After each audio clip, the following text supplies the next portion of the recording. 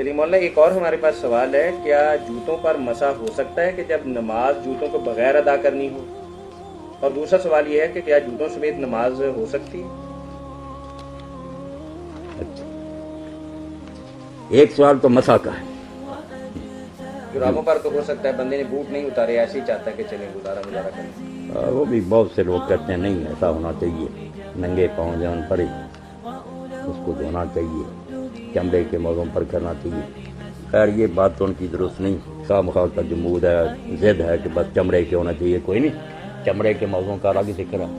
خفین کا یورپ بین کا الگ ہے، اور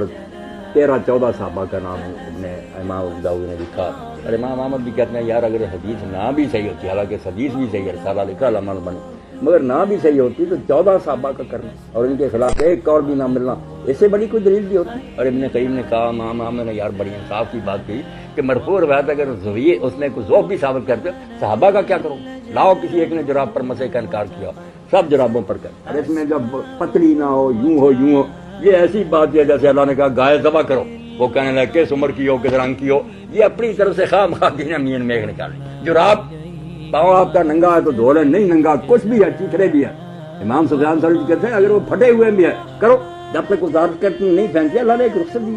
کہاں ہے کہ پانی نہ گھس جائے، نہیں اپنی طرف سے چیزیں گھڑ کر دین کو پھینکی، مسا بالکل دورہ بین پر درست۔ اب ہے نالین پر، نالین جوتے کہ آپ نے صرف چپل پہنی ہوئی ہے یا گلگابی پہنی، کوئی اس میں جراب کرا ثابت کی